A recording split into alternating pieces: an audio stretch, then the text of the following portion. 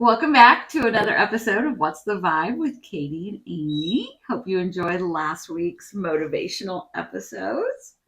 Real quick, I just wanted to give a shout out to the other chef. I'm rocking their merch today. They are a podcast. They constantly cross promote us and shout us out. They're the best group of guys. If you're into wrestling and whatever else crazy men talk about, they're a great group of guys. Go check them out. They are really fun. Yeah. Okay, well, let's do it. Yeah, what's the vibe? The vibe, I cannot wait to tell you about the vibes today. Okay. The vibes today are money. Yeah, they are. Lots and lots of money. Oh, that is the vibe. The vibes are also video games. Okay. You can buy some video games. Yeah, not all. I act like, but I used to be obsessed with, I could, like, if I started playing a video game, I could see myself getting. What kind of video games did you play back in the day? It's so funny that we're talking about video games because just yesterday at work, I was talking to a lady and we were about the same age and we were talking about Atari. Oh, just okay. different games you could play on Atari. And me and my brother used to go through joysticks because we were very aggressive Atari players. Okay. Donkey Kong, Frogger. Okay. The old school classics. Then in like the late 90s, maybe, there was this little game called Tetris. Oh, never heard of it. Katie, I used to wake up dreaming about Tetris.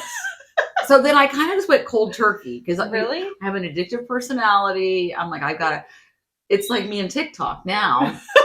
Takes up way too much of my life. So yes, video games. Okay. Can be the vibe. Yes, video games. And the other vibes are tragedy. Okay. And cruises. Oh. Oh. Is this a current story in the news right now? Going Maybe. This is something I'm interested in and don't know a lot about if it's what I think it is. Sorry. I got excited. The vibe is excitement. So by the time this airs, it won't be as current of a story as it was in June. Mm-hmm. But I do want to talk about Ocean Gate. Ocean Gate. Oh, I thought you were going to talk about something else. The Titan, the submersible. Yeah, no, I'm ready. No, that's what it is. No, I thought you were going to talk about that guy who jumped off the cruise ship. Oh, You said cruise, so that's why I was like, no. Yeah, but we're talking about an old cruise liner, baby. An old cruise liner. Okay. Sorry, that is my sandal. That is suspicious. I start off sitting on my foot, and then I don't want to sit on my foot. It's fine. So sorry. Okay. So I think by now we all know, like, the gist of Ocean Gate, of what happened with the Titan and the submersible and everything. But I'm going to take it a couple of steps deeper. Good. No pun intended. Don't go too much deeper. Tacky. I do want to start by saying it is very sad. Like, 5 people did You're die. smiling quite a bit while you're saying sad. I just can't help it. But it is. Like, 5 people died. And I still can't stop smiling. It's just what it is. Just, if you're listening, you can't even see it. If you're just listening, I'm devastated. I haven't stopped crying, and she's just cheesing. Let me get you a tissue. Thank you. But at the same time, come on. And I don't even know how much you know about what I've dug into and what I have found, but even more so after I say this, come on. Some people should not have this much money. I'm gonna let you tell your story. Okay. This is my Kanye moment. I'm gonna let you tell your story, but the first piece of information that you sent to me, because I asked, was a picture of the way this device, the submersible, was controlled. And at that point, from one picture, I was like, it's a fucking no for me. Exactly. So I can't wait to hear more about this. So before I get into Ocean Gate, I want to talk a little bit about the Titanic. Okay. Because, that's what That's what they were going to see. Not the movie. Not the movie. Like in one of my stories. Right. The ship deep into the ocean. Side note, deep into the ocean. Something I saw on TikTok the other day. Maybe you saw it too. How many miles deep do you think the ocean is? Oh my gosh. I haven't seen it. Miles deep. 100? That would be exactly what I would guess. 7. Oh, it's only 7 miles. The deepest part of the ocean is 7 miles deep. Does that not sound fake? I mean, 7 miles is a long way, but I just always thought it seemed bottomless almost. Thank you. Yes. The average depth is about 2.5 miles. But to me, that's just like 2. Like, I could walk 2 miles. You know what I mean? You can't swim it though. You know what I mean, though? I know. I could, but I'm going to be sweaty. And I'm going to have an attitude. Right. I obviously broke down. Okay.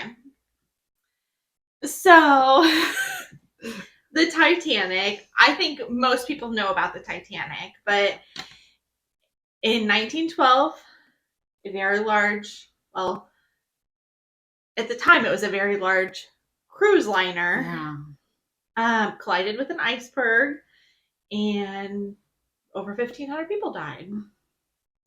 It was one of the deadliest sinkings. I don't know why you're laughing. This is upsetting.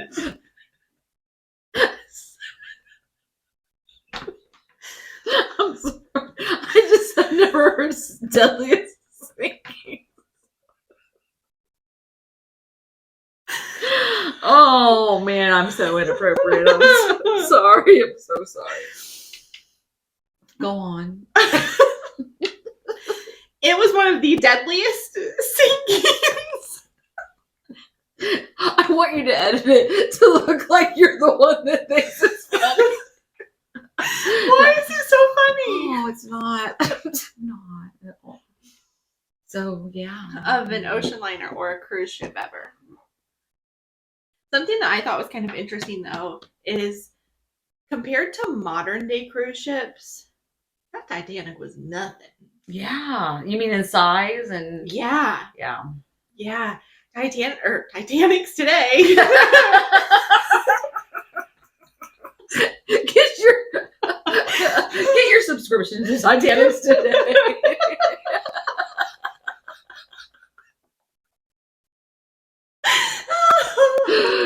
Why? Cruise ships today are like 3 times the size of what the Titanic was in 1912. The Titanic carried some of the wealthiest people in the world, including 2 people I want to quickly tell you about because they tie into OceanGate today. Yes, tell me. So, Ida and Isidore Strauss were the wealthiest people on board the Titanic when it sank. They co-owned Macy's department store. So they called up the owner of Macy's and said, hey, we want to put our china and our glassware in your store. Would you allow us a section? And he did, and they ended up becoming great partners, and they eventually just purchased Macy's. Okay. So they had a lot of money. Yeah.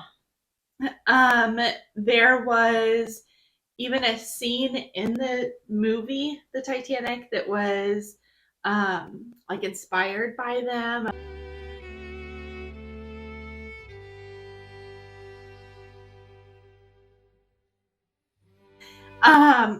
You see them in their bed together, and they're that was not the time. Okay, this is sad. Oh, just cuddling. Yeah, they've just given up and are going to let the ocean take their lives. Okay. Damn. Oh man, too soon.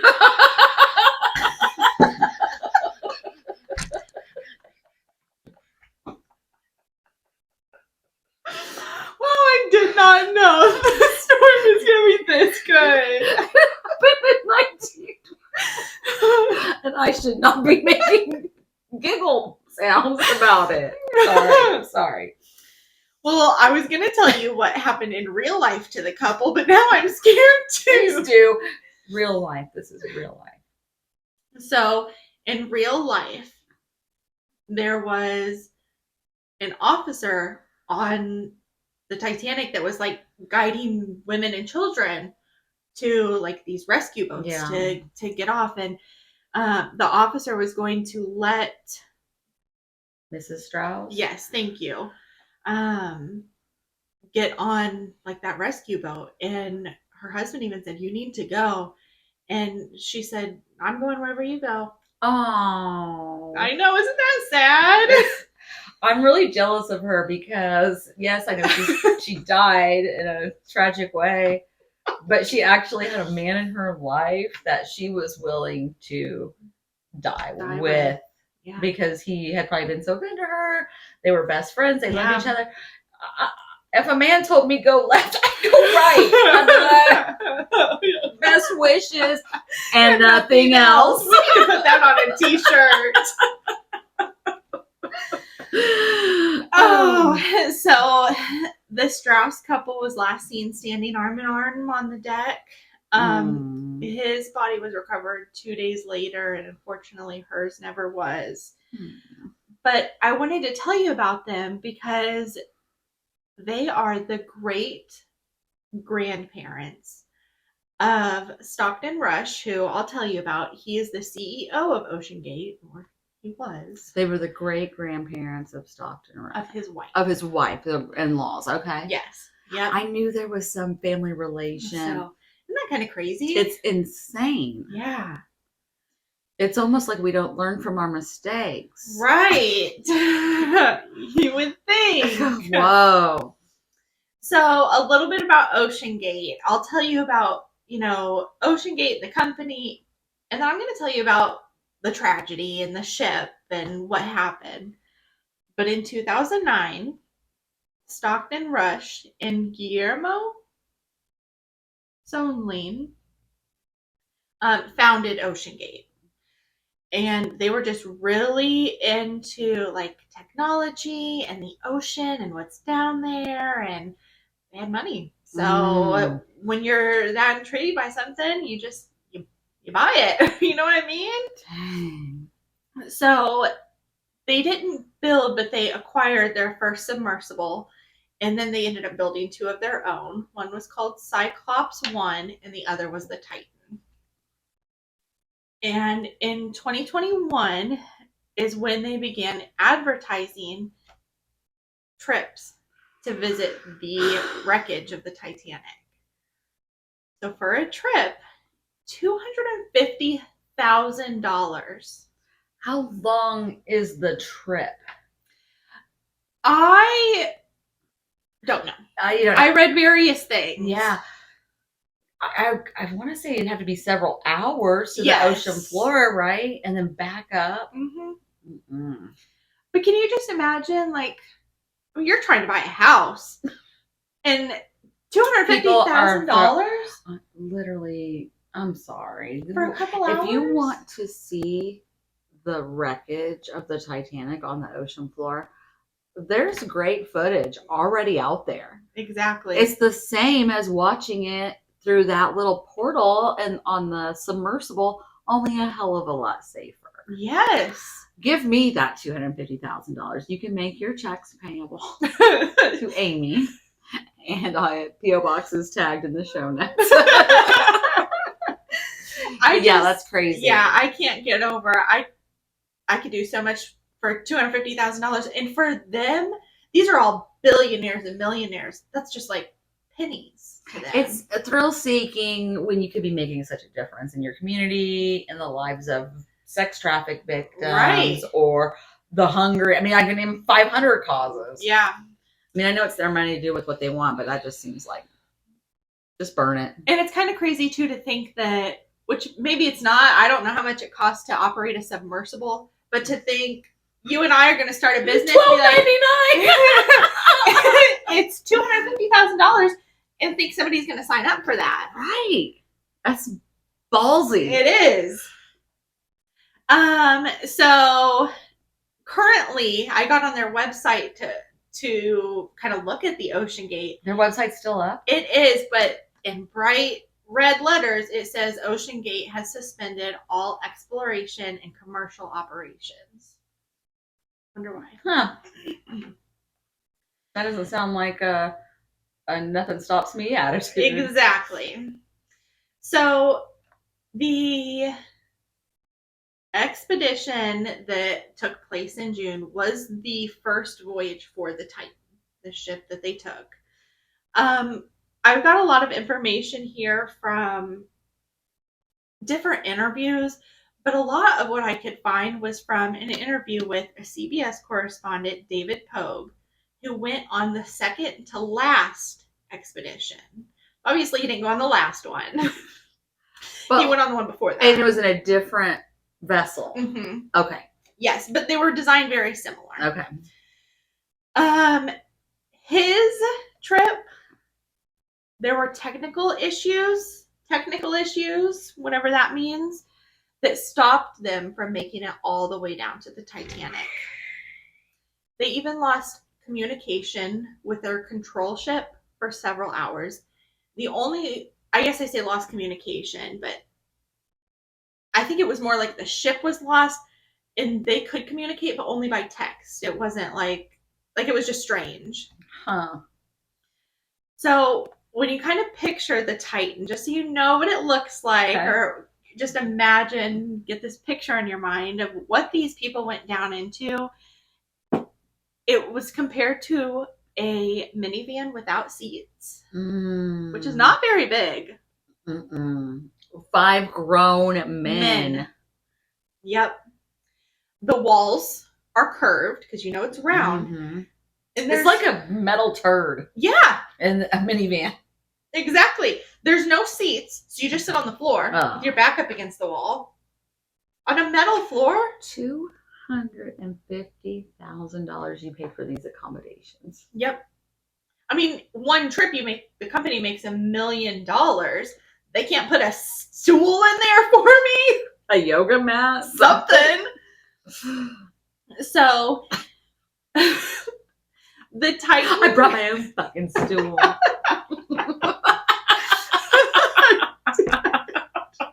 Their stool that they probably brought was $250,000 too. Have you ever seen those like pop up? Yes. Okay, so sorry. So the Titan was designed to go about 4,000 meters down into the ocean. The Titanic, just for reference, sits about 3,800 meters. Okay. So it was designed to go down a little bit further where the Titanic sits. Okay. The sub, I put holds. I feel like I should be putting these things in past tense now, but held 96 hours of oxygen. Of course, that amount, 96, is just going to be if you're sitting there and talking at a normal, calm. Yeah. If you're panicking or if you're getting excited because you're getting closer to the Titanic, and 96 is suddenly 72. Oh man, I can just smell the inside of this vessel. Yes, all that hot breath. Where do people go to the bathroom? I think I didn't research that, but I have heard on another podcast that there was a bucket. Because once my nervous stomach kicked in, I know, I'd be a wreck for it's you. My turn for the bucket. Can somebody sing a song out there or something? I don't think there is an out there. I think it's just just making eye contact with the guy across from me. Yeah, hey, do you know any Joan Jazz? Not only that, but the smell. Oh. Yeah. So, although it's alleged that they had 96 hours of oxygen, it was never tested. Nobody ever officially tested or measured that. You saying that, and I can hold this question till the end, but I'm kind of itching to ask. Okay. You said this was the Titan's maiden voyage. Did I? Yeah. Okay, go on. And so my question is, what the fuck? What the fuck? Because it's like a roller coaster. Don't you think you should test it out before you put other people on it? Absolutely. So that's my question. If this man was alive today, I'd have some questions. This is just the tip of the iceberg with this man and these submersibles. Okay. So the obviously there is like a control ship up above, like on the surface of the water, and then everybody is loaded into this submersible. They bolt them in so they cannot get out until somebody on the outside I did see that. unbolts them. I think I read that there was like 18 bolts. And it looked like you needed like a power tool. Yes. So they all load in, they get bolted in, and then they just kind of like drop them. And they're supposed to be able to control a little bit from the inside. I'm going to put a picture up. Please of the controller. Because I said the vibe was video games. Yeah, now I understand why. The controller is not like you see in the movies where they're like, doot, doot, doot, doot, steering, doot, doot, like 99 buttons. I want the captain of my submersible to be surrounded by gadgets. Exactly. I want him pushing buttons and measuring latitude and longitude. I want him everything. I want every button possible. I want a little radar that goes beep, beep, beep. If there's a shark getting close to me. I can see it on the screen. Yeah, it's a whole thing. No, these guys are using I don't know if you say Logitech. No, it's Logitech video game controller. Okay. Go in your child's bedroom right now if you have one and just look at their PS controller. Yeah, that's basically what it is. So, Stockton Rush is getting in the submersible with these 4 other men. Controlling the submersible is surrounded by billions of dollars with this video game controller. That's what got me from the very beginning. There is a single on and off button in the submersible. And then they use that video game controller. All right, guys. Looks like it's on today. Right. And then there was a touchscreen computer that they were able to use for lights, air, and then something that would like measure how deep down they are. Come to find out, it was just a Kindle. Probably like taped up to the wall. Command strip. Everything's fine. And he's just like reading a Amazon book. On how to run a submersible. How to run a submersible for dummies. Pretty much.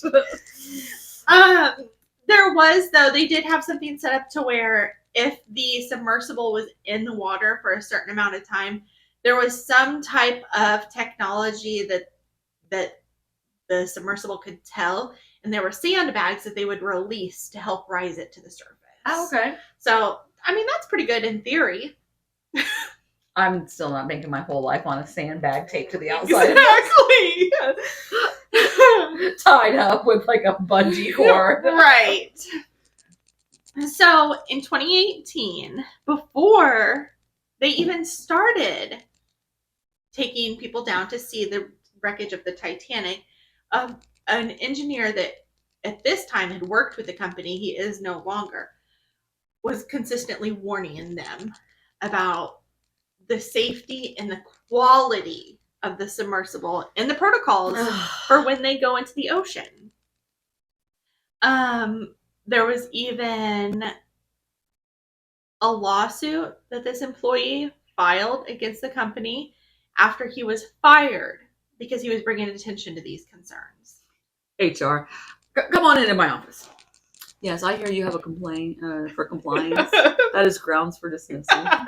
Get out of here. Could you imagine? God, I want a rule like that. Right. Oh, you think I'm bad at my job, huh? Then get the hell out. That's basically what he did. That is basically who Stockton Rush is. So this employee's name is Summed him up. David Lockridge. He was the director of marine operations. And he claimed that there were visible signs of delamination, which I don't know what that is, and porosity on the hull. Ultimately, that just means that after repeated dives, he's saying that this can easily come apart. Oh.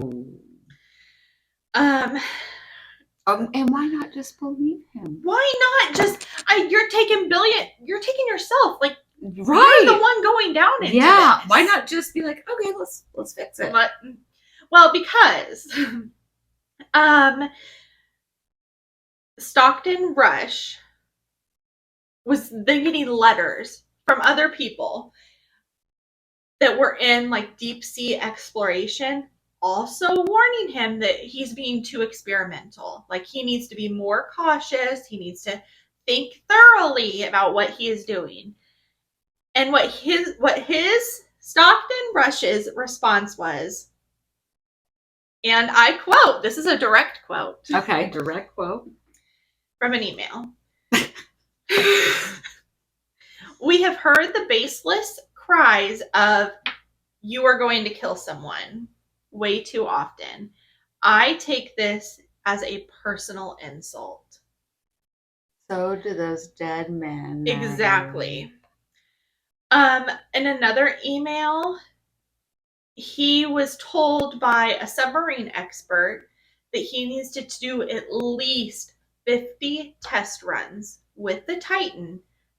Yeah. To see if there's any potential defects when he's down there before he's letting people on board. Could they not have sent it unmanned? I mean, I don't think so, because who's going to man that video game controller? Oh, I know. So he recommended 50. Stockton Rush said, I'm not doing any more than 7. He wrote a follow-up email to this submarine expert, and I quote, said, keep your opinions to yourself. At some point, safety is just a pure waste. What? I mean, if you just want to be safe, don't get out of bed, don't get in your car, don't do anything. This man just thought he was unstoppable to the world. He's an idiot. He's comparing driving into work as the same as going 7 miles into the ocean. Exactly. In a tuna can. Oh my God. The ego. Men be menning sometimes. Seriously. I know not all of you. Most of you. Not our listeners. Right. But your friend. You know him. Just a couple of other things that I noted before I get into the day and the timeline of the tragedy, I'll call it, is former passengers have also described in their submersibles hearing cracking sounds while underwater. They better just consider themselves lucky to live to tell about the cracking. Witnessing incidents of propulsion system failures. You take with that what you want. Oh, I didn't know exactly what to do with that. Battling a loss of communication with the control ship mid-dive. So it wasn't like, oh, this was the first issue. Something else, though, that kind of just baffles me is, say we were billionaires and we were like, yeah, let's do this. I'm sorry, if you're a billionaire, you can reach out to somebody else that's done this. Right. Like, hey, how was your trip on the submersible? I think I'm going to go. Right. And then when you're like, we're definitely checking references. Right. Yeah. You're like, well, it was cracking and we didn't even make it all the way down. Mm-hmm. Be like, oh, I'm out. My friend Chrissy, which you might have seen this, or I don't know if you did or not, on Facebook. Last weekend or the weekend before, went skydiving. Oh, no. Yeah, you'll have to go on her Facebook page and watch her video. It's real fun and real cool. It's a thrill-seeking activity. Absolutely. They do it here locally, I think in Frankfurt or towards Frankfurt. But you can bet people are asking questions. Have there been any accidents? Yes. What's the success rate? What's the worst thing that can happen? Right. I mean, there's thrill-seeking, but also just fact-checking. Right. If the weekend before somebody fell out of that plane, I don't think nobody's going skydiving. Exactly. Or if the word got out. And these billionaires don't Facebook? They don't, because I feel like people complain about everything on Facebook. Well, the dog groomer, you hear about it. Right. Not only that, but I know billionaires talk to billionaires just like right. Us poor people talk to us poor people. Us hundredaires, we hang out and they hang out. So yeah, that's just, I don't get that. So okay, so sorry. I'm going to break down the timeline of what actually happened, and that will conclude my vibe. Okay. Vibe done. Vibe out. So on June 12th of this year, the Polar Prince, which is a Canadian icebreaker ship, something else that I didn't tell you is there are like laws in the United States and in Canada and Mexico and regulations and things like that to having things in the water. And so what Stockton Rush would do is go out into these unmarked territories of water that didn't have any rules or regulations. Ew, I don't like him. I don't either. May God have mercy on his soul. Right. I'm not a fan. So this Canadian ship was carrying the Titan, took it out into the water, and it carried the CEO, Stockton Rush, British billionaire Hamish Harding, French explorer Paul Henry Nargioli. French explorer? What's he exploring in the ocean? I mean, what kind of question was that? I don't think he's exploring anything now. The great beyond. So sorry for your loss. And British Pakistani businessman Shahzada Dawood and his teenage son Solomon. Aww. And just a little side note, this man's son has been quoted to say that he was very scared and he did not want to go, but it was Father's Day weekend. And he just wanted to have this like bond with his dad and just go out and do something. And he was just like, he just wanted to please him. So that's the only reason he went. He didn't even want to go. Let that be a lesson to everybody out there trying to please their dad. Oh, seriously. Don't worry about them. Do your own thing on Father's Day weekend. It's Safer. not worth it. Safer.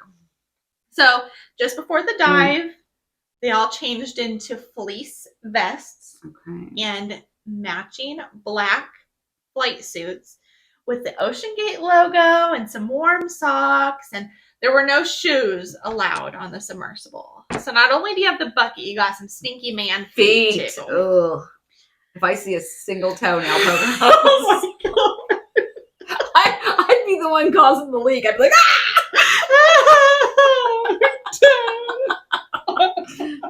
just disgusted the whole time.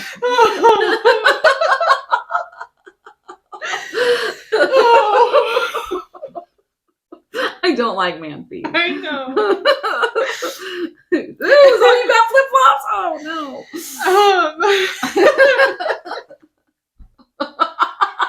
I brought you some shoes. Oh, I'm such a weirdo. Oh, no, you just reminded me though of we didn't air this on an episode or anything, but we were trying to like get some extra content. We did icks. Oh. And you were given all kinds of icks. I've been making a list of my icks. Oh, okay. So we'll come back to it one day. But we had a patient on. Were you there when this patient came in? Obviously, I can't say their name. But you had something that reminded me of him a minute ago. If that helps you. Anyway, he was wearing flip flops, and I told our other coworker it looked like elephant tusks growing out of his feet. No. Oh god, I was so scared one was going to touch me and I was going to have to get a tetanus shot. There's usually a counter between the two of you. He was in the chair. I had to go in the room and talk to him. Oh. I saw those and was like, ah!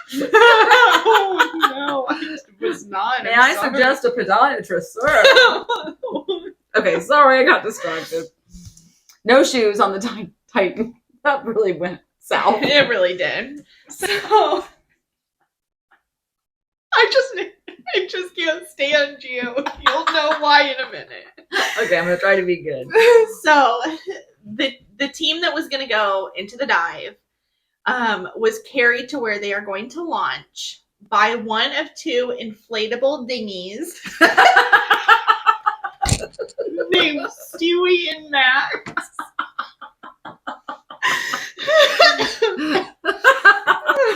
Oh shoot! I like that they had names, dinghies. Once they were inside the ship, like you said, it's like a tin can. Mm-hmm. They have to sit with their legs straight out or an Indian style. Okay. Ooh. Yeah, I would be uncomfortable. I could do Indian style, but the straight out. I could for a little while, then my fat legs would cut off my circulation. I'd be like out in. Yes. That would be the vibe. I'm like, I'm just working on some core exercises. You'd have to take their turns. You put yours in, I'll put mine out, okay? Can we swap? That's a good idea. I was about the only one that they had on the ship. So at around, okay, you're going to like this bit of information that you asked me a couple minutes ago. Okay, good. Around 8 a.m.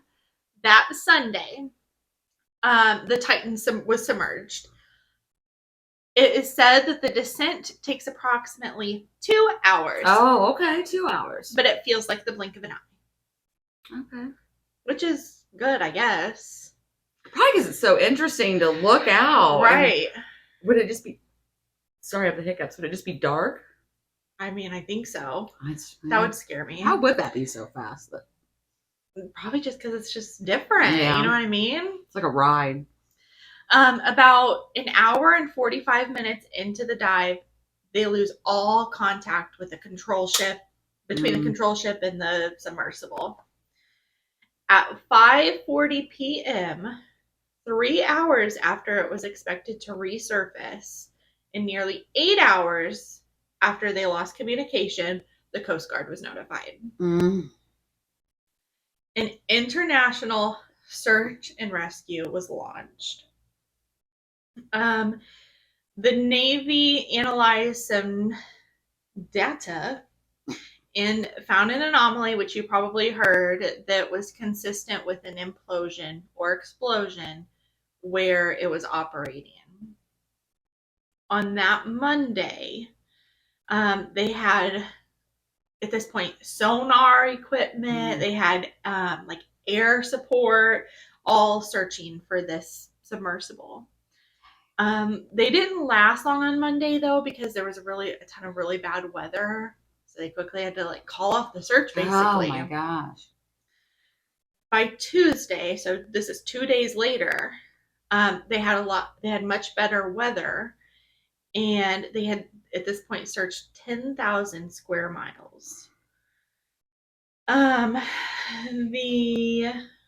They deployed camera operated and remote operated, camera equipped and remote operated robots into the ocean.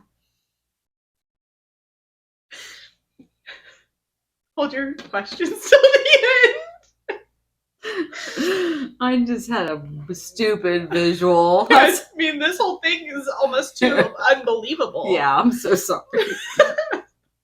Was it like WALL-E down at the bottom of the ocean? Pretty much. Tuesday night, the sonar equipment did detect banging noises. Oh. And by Wednesday, they were thinking like the crew and the team that was down in the Titan was still alive. At this point, by Wednesday morning, they had scoured an area twice the size of Connecticut. I don't know how big Connecticut is. I don't think it's very big, but big when you're thinking ocean. Right. And went 2.5 miles deep. Dang.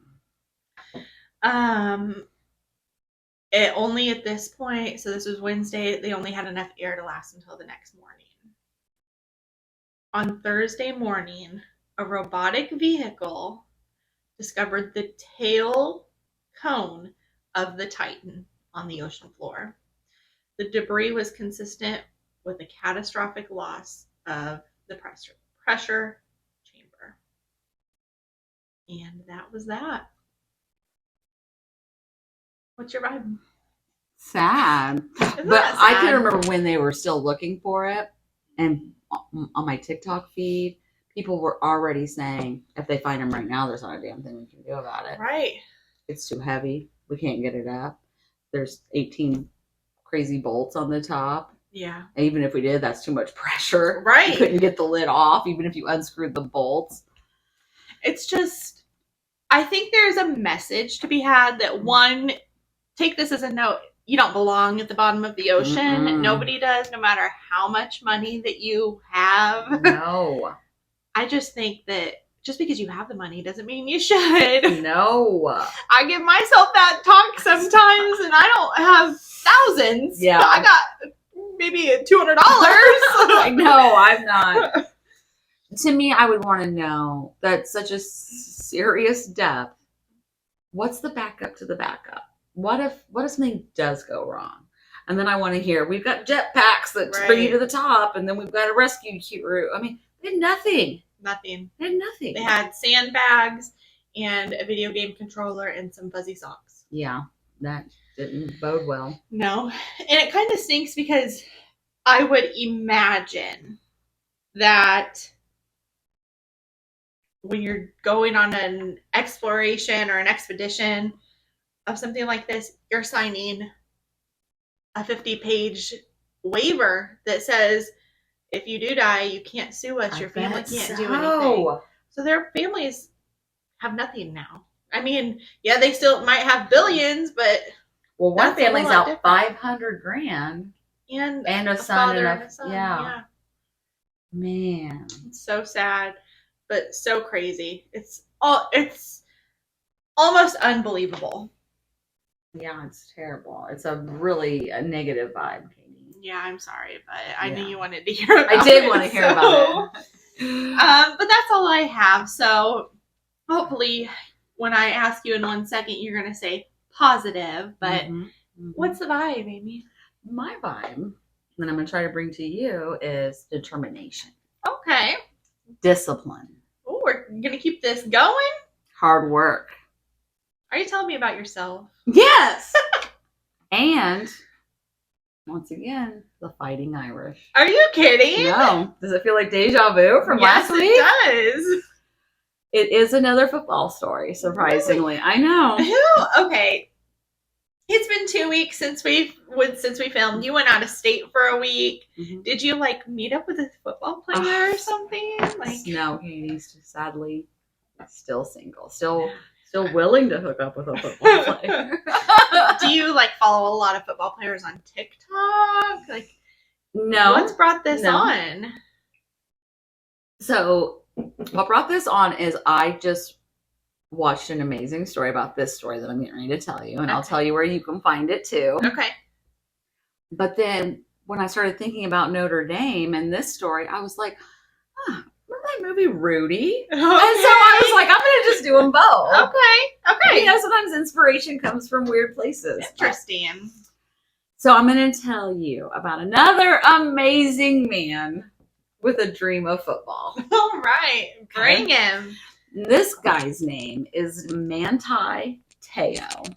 Manti Te'o. Have you ever heard of him? I have not, but that's a fun name. It is a fun name. Well, he's Hawaiian. Okay. So he's from the island. He's Samoan. So. Okay.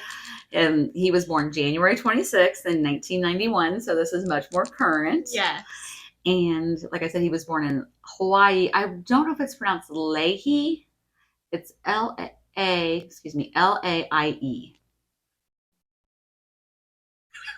was trying to come up with something. I want you to say it like Hawaii. Hawaii. Yeah, he was from Hawaii.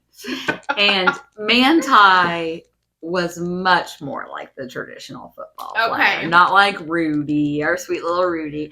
Manti was actually, as a full-grown adult, he was 6'1" and 241 pounds of sheer beefcake. Here he is. And make sure you get the picture with his big tribal sleeve. Okay. He is a very good looking Okay. So, and not only is he super good looking, he's just amazing. Growing up in Hawaii, Manti was just an overall great kid. His parents described him as very obedient. Okay. And he really cared about bringing honor to his parents and the name. And he worked hard at studying, and he was very faithful to his parents and his religion. Okay. And he was a Mormon. And that was like really prominent in his area of Hawaii that he lived in. Say it like that. Like you're out of breath. So, like I said, he had a very deep faith and a very amazing work ethic. Okay. After high school games, because he was like the high school football star. So his path was... It was football. It was football.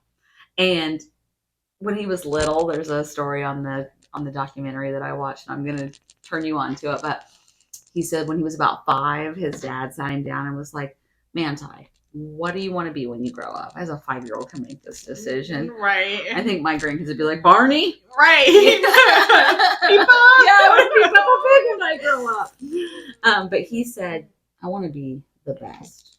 The best? The best. That's it? He just wants to be the best. I love it. So his father took it literal and started training him basically at like 5 years old.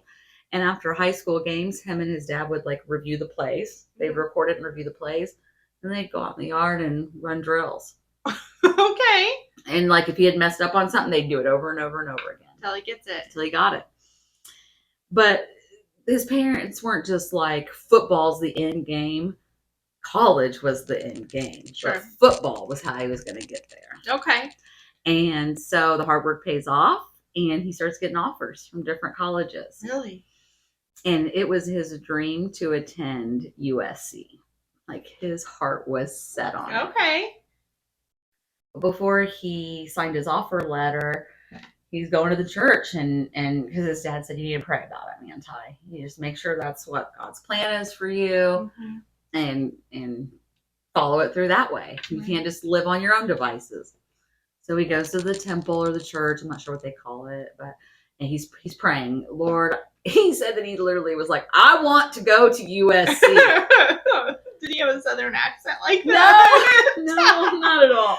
But if you want me somewhere else, I need your guidance to show me that, and then I'll honor that. Before he's leaving the church for his prayer session, he runs into an older man that was like another father figure to him, that just really cared about his aspirations, cared about him as a person, and said, where are you going? What are you going to do? And he said, I want to go to USC. Right. And this man says to him, man, I really thought you'd pick Notre Dame. You could go there. You could make a name for yourself. You'd be the only person like you on campus. Yeah. It would make a difference. But you know what? It's up to you. It's up to, where your family, and I'll be rooting for you. So Manti's. He thinks that was his sign. Mm-hmm. So it comes time to make his decision and sign his offer letter. There's a camera crew. Really? And they're like, where are you going, Manti? What's your thing? People want him. He's a star. He's amazing. Okay.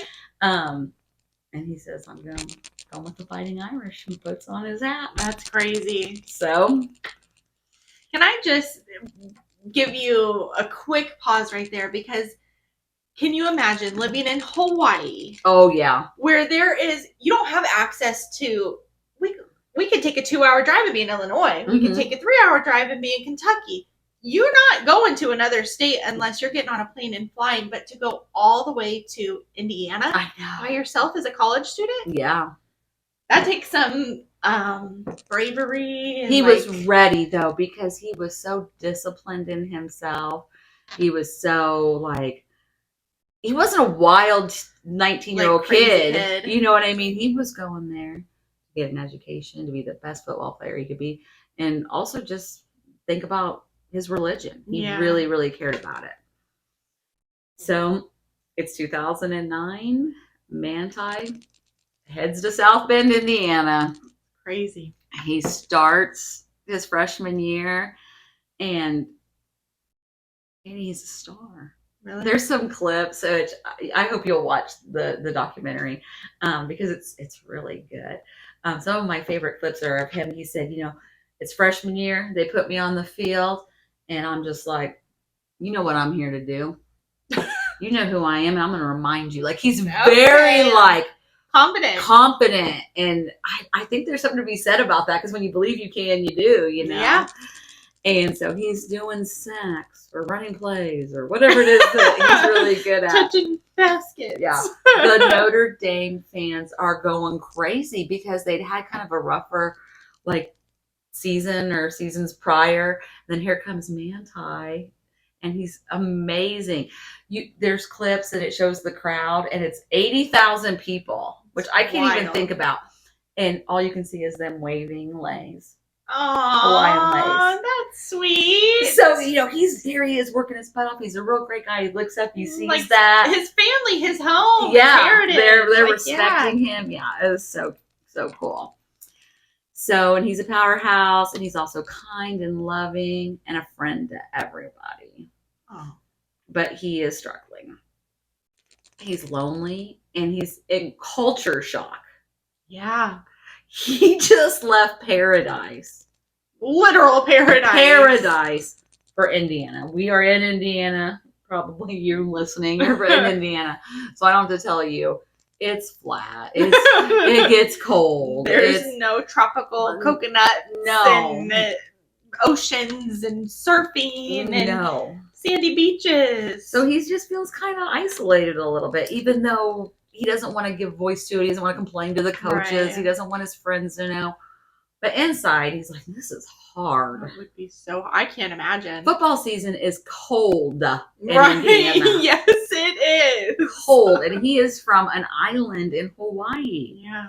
And also, I mentioned that he's very deep in his Mormon faith. Mm-hmm.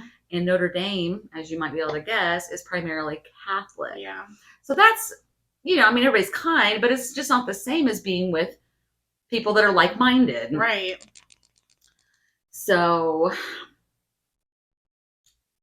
he ends up meeting a young woman. I told you he's struggling. So, some love might come in handy about now.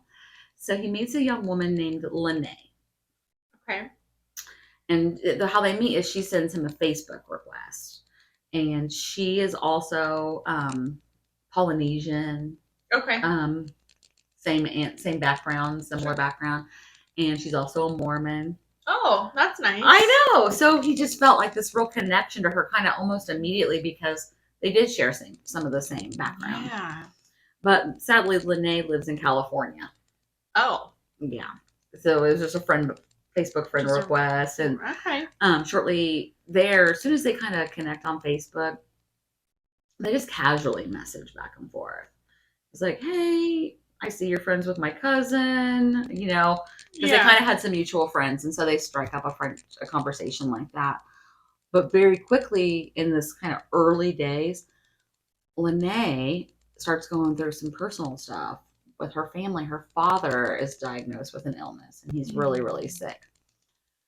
So she reaches out and tells Manti, I'm struggling with this. And because he is so religious and kind of just like a people person, he's like, I'm here for you.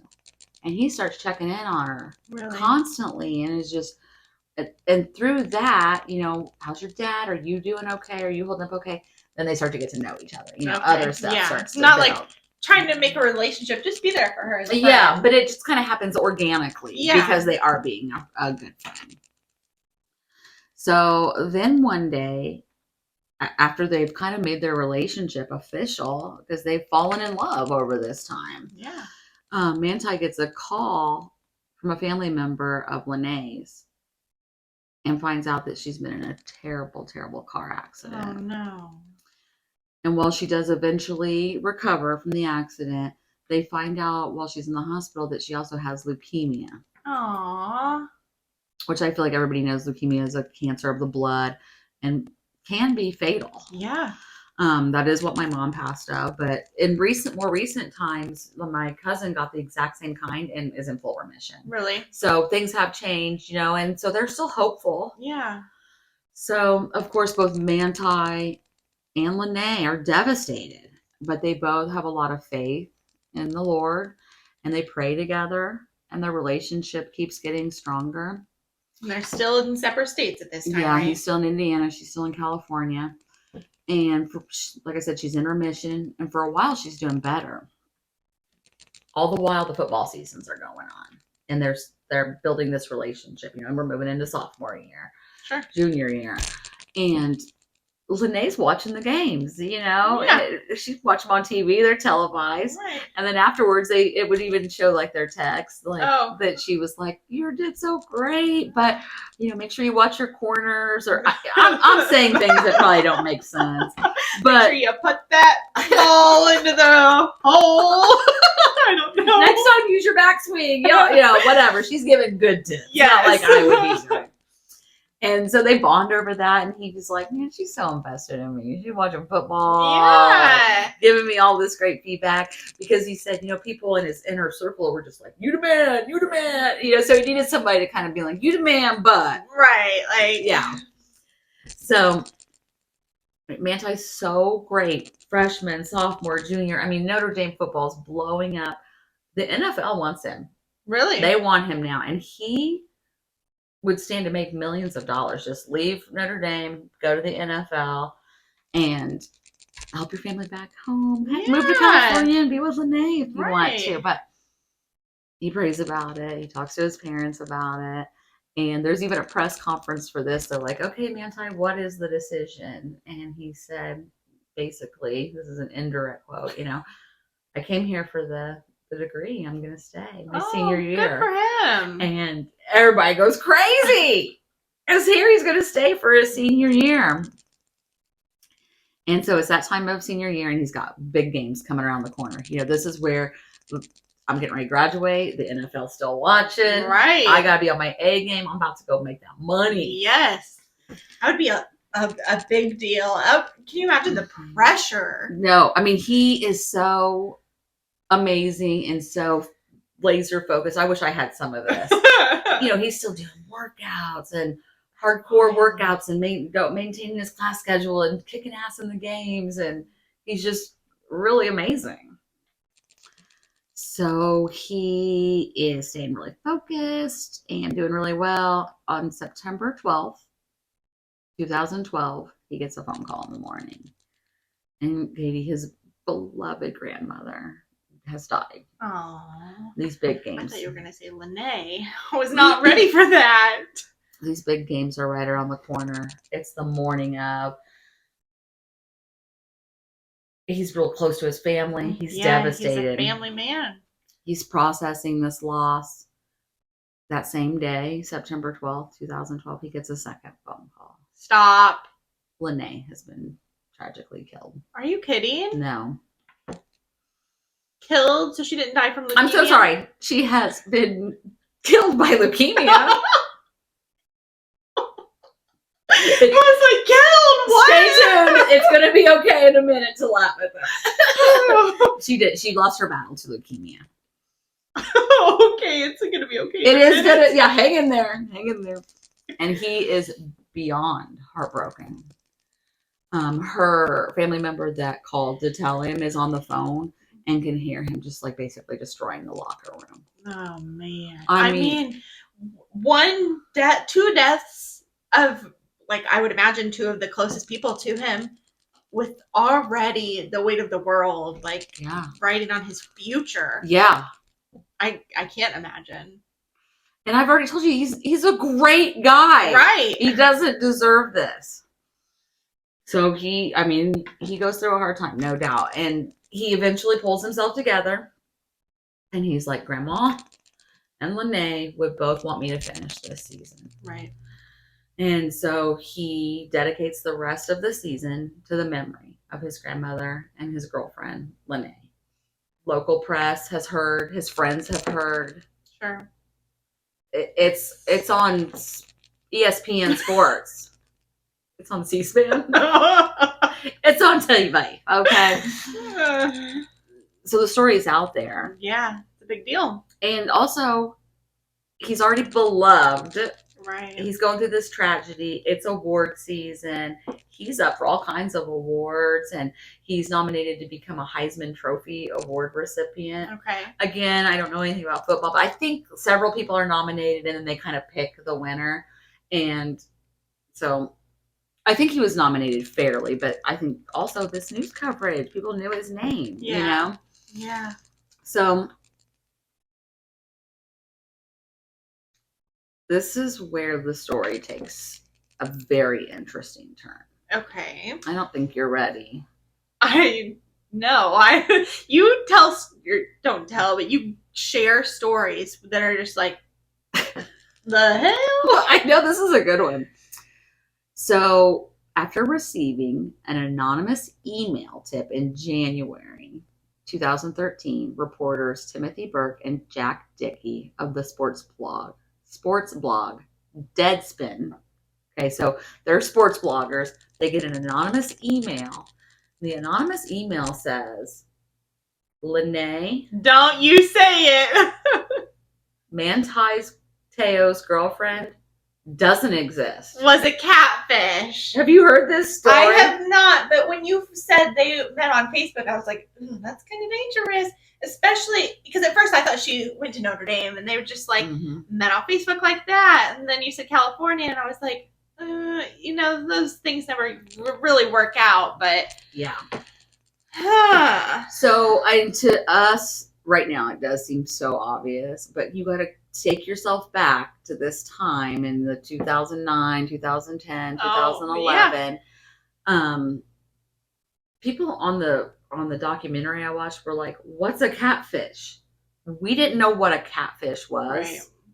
So, I mean, it is a different time now.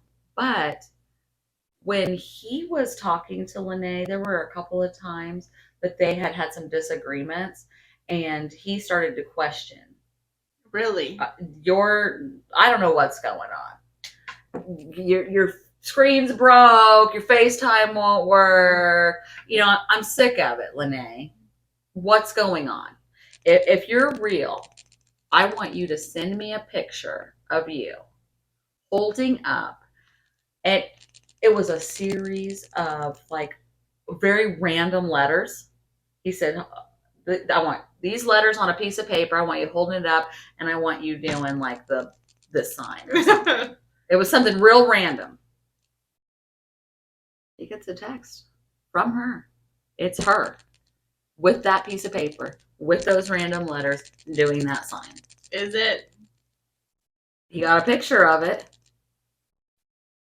At the time, I probably would have believed it too, but now that I know, right, I've got some theories brewing. So we'll come back to that.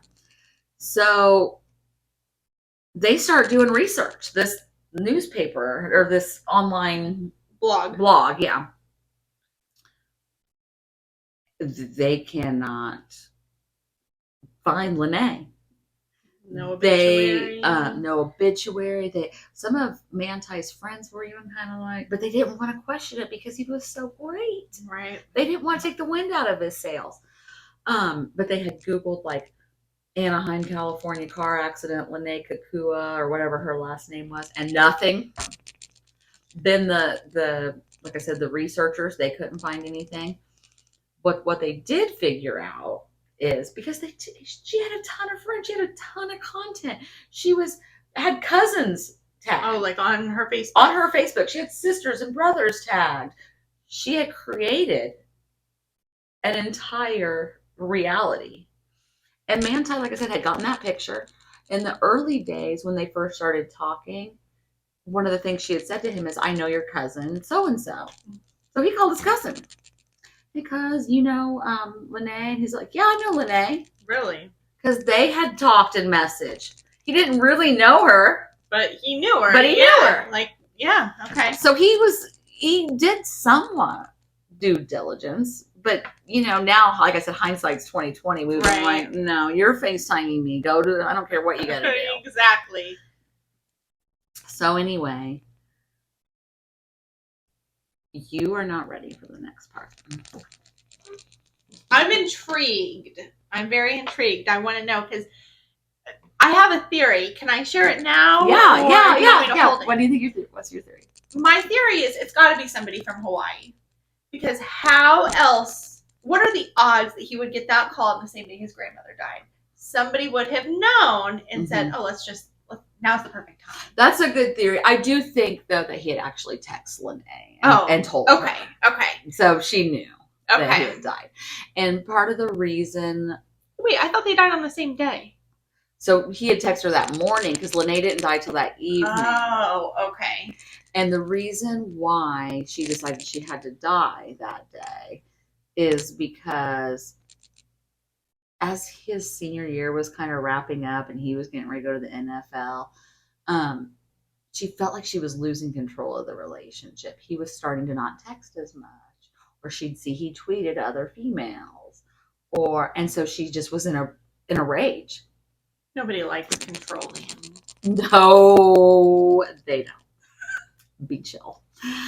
And so anyway, on the same day the Deadspin article was published, Notre Dame issued a statement that, and this is in quotes, that Manti had been the victim of what appears to be a hoax in which someone using the fictitious name Lene Kekua apparently integrated herself with Manti and then conspired with others to lead him to believe that she had tragically died of leukemia. In a press conference, Notre Dame athletic director Jack Swarback confirmed the university had hired private investigators to uncover the source of the hoax, and he clarified that Te'o's relationship with Kekua was exclusively an online relationship, which he had Manti, who's such a good guy, did lie to his father. Because when she was originally in the car accident, he was kind of talking to him about his girlfriend. And he knew that his dad would be kind of judgmental of a strictly online relationship. So he had told him that they'd met after a game when really they hadn't. Oh. I know. So he was kind of caught in this tiny little white lie. Yeah. And then it made it hard to explain things later. But the fact that the school stood beside him like that and like hired private investigators, right, to like look into that and help make a statement. And Katie, what they uncovered was beyond what anybody expected. Oh my gosh, spit it out. Tell me. Eventually, the Lene Kekua, not eventually, pretty quickly, Facebook page was revealed to actually belong to a guy named Renaya, who has since come out as transgender. Okay. And is now referred to as Naya, she, her pronouns. And Naya is also in the documentary. Really? It's kind of telling her side of things. That's wild. It was a very unexpected turn for me. But she said, it's not an excuse, but she said that she was really struggling with her identity. Okay. She too came from a deeply religious family. Her father, I think, was a pastor. She sang in the church. At the time, not to misgender, sang in the choir, was helping deliver messages, and then just kind of decided one day, I can't be who I am. Right. So I'm going to create who I want to be. This documentary, was this something that like Hulu created that was telling both sides, or did, how do you say his name? Manti Te'o. Manti forgive? Manti has forgiven this person? Yeah, has forgiven. He has gone on to marry and has a daughter now. He did play some professional seasons of football. And if you want to know more details about this story, because it is there's so much more. There's so many more layers. There's so much more craziness. It is right now currently on Netflix. Maybe it's only a one part. It might be 2-part, but it is called Untold: The Girlfriend Who Didn't Exist. And it's currently on Netflix. So I recommend you watch that this weekend. Okay. So my vibe was definitely, well, what was really sad, Katie, and I don't think mention this, is So here he is, up for all these awards, all these accolades. He's being recognized. This catfish scandal blows up, and he's being accused of being in on it to garner sympathy during his senior year. And he had no He's got a heart of gold. idea. Like, that's not in any intention. No idea. And he was set to be the first round draft pick that season. He was passed up. Really? He ended up getting picked up second round. Wow. But it affected his life, and he was the victim and has still chosen to forgive. That's crazy. Yeah, he's really a neat guy. Yeah, good for him. Mm-hmm. I don't know a situation like that, but forgiveness is hard sometimes. Oh. Especially when did they meet? What year of school was he in? Was it 2000? It was freshman year. So they had this relationship for 4 years almost. Yeah. Can you imagine? Well, that's just like me and you, and then one day you just find out I'm not even really me. Yeah. It's crazy. And in the documentary too. Oh, I just lost where I was going with that. Oh, no, I remembered. So Lene, I'm going to pretend like she's real because she was very real to him at this time. Right. I want to say a little sister or a little niece who was a big football fan, and Lene couldn't go to the game for whatever reason. So she said she was going to send her cousin with her little sister. I'm going to say sister. I could be wrong. Guess who it was? Renai, the catfish. There's video of them hugging after the game. Oh. It's so like that would be hard for me to forgive. You looked me in the face. Yeah. You touched me. You were lying to me the whole time. That's crazy. Yeah. Check it out. It's a great documentary. And that is all I got. Okay, well, that concludes this week's episode of What's the Vibe with Katie and Amy. Make sure you like, comment, share, follow, please. If you have any suggestions, send us an email, message us on Facebook or Instagram, but stay vibing.